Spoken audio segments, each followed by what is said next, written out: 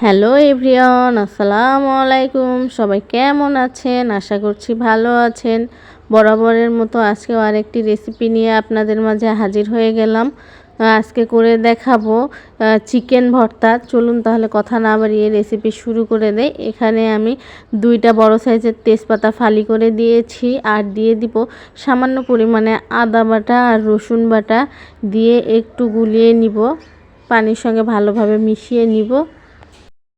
মিশিয়ে নেওয়া হয়ে গেলে দিয়ে দিব চিকেনগুলো আমি খুব ভালোভাবে ধুয়ে পরিষ্কার করে নিয়েছি। এখন সবগুলো চিকেন দিয়ে দিচ্ছি সেদ্ধ করার জন্য। চিকেনগুলো দেওয়া হয়ে গেলে আমি ঢাকনা দিয়ে ঢেকে দিচ্ছি চিকেনটা সিদ্ধ হয়ে আসা পর্যন্ত।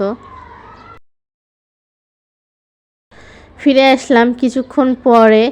দেখুন চিকেনটা আমার সেদ্ধ হয়ে গিয়েছে। চিকেন সিদ্ধ হতে কিন্তু বেশি সময় লাগে না।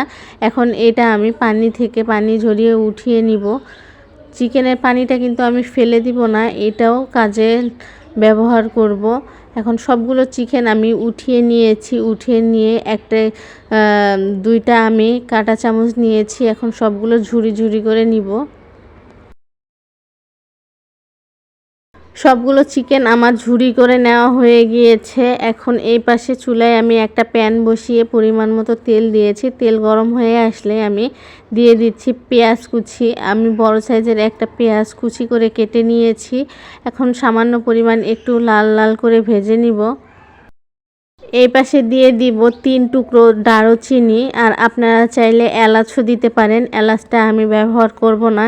এখন দিয়ে দিব রসুন বাটা হাফ টেবিল চামচের মতো, আদা বাটা হাফ টেবিল চামচের মতো। সব কিছু উপকরণ একটু নেড়ে চেড়ে নিলাম। এখন দিয়ে দিব মরিচ গুঁড়ো হাফ টেবিল চামচ। মরিচটা আপনারা আপনাদের টেস্ট অনুযায়ী দিয়ে দিবেন, যে যতটুকু মরিচ খেতে পছন্দ করেন। দিয়ে দিলাম হাফ টেবিল চামচ হলুদ গুঁড়ো, আর দিয়ে দিব জিরা গুঁড়ো হাফ টেবিল চামচ, ধনিয়া গুঁড়ো হাফ টেবিল চামচ, আর শেষে দিয়ে দিব স্বাদ মতো লবণ। সব কিছু উপকরণ একটু ভালোভাবে মিশিয়ে নিব। মিশিয়ে নেওয়া হয়ে গেলে দিয়ে দিব বাদাম বাটা 1 টেবিল চামচের মতো। এখানে আমি কাঠবাদাম বাটা নিয়েছি। আপনারা আপনাদের টেস্ট অনুযায়ী বাদামটা নিয়ে নেবেন, যে যে বাদাম খেতে পছন্দ করেন।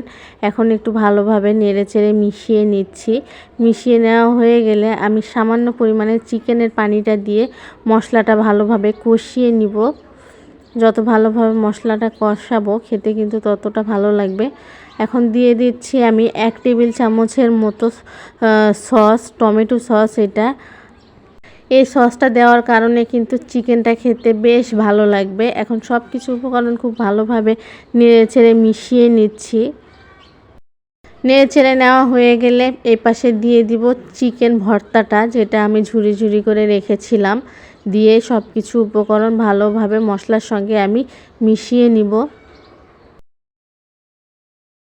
মশলার সঙ্গে চিকেনটা মিশিয়ে নেওয়া হয়ে গেলে আমি চিকেনের যে পানিটা রেখেছিলাম এই পানিটা দিয়ে দিলাম।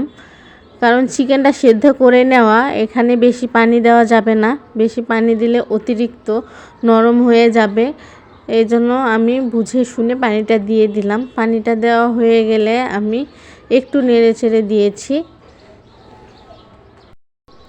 এই পর্যায়ে চেষ্টা করবেন অনবরত একটু নেড়ে ছেড়ে দেওয়ার, নয়তো নিচে লেগে যাওয়ার সম্ভাবনা থাকতে পারে। আর একটা আমি সেদ্ধ ডিম নিয়েছি, ঝুরি ঝুরি করে কেটে নিয়েছি। এখন দিয়ে দিচ্ছি সামান্য পরিমাণ ধনেপাতা কুচি। এই ধনেপাতা কুচিটা দেওয়ার কারণে খেতে কিন্তু বেশ ভালো লাগবে। চিকেন ভর্তাটা কিন্তু আমার ডান। দেখুন পানিটা একবারে শুকিয়ে গিয়েছে, দেখেই বুঝতে পেরেছেন। আর কালারটা কতটা সুন্দর এসেছে দেখেই বোঝা যাচ্ছে। আমি চুলা অফ করে দিয়ে নামিয়ে নিচ্ছি। চলুন তাহলে আপনাদেরকে পরিবেশন করে দেখাই।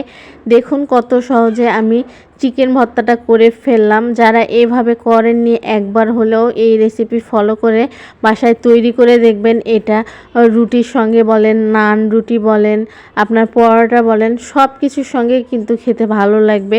আর গরম ভাতের সঙ্গে খেতেও কিন্তু বেশ ভালো লাগবে।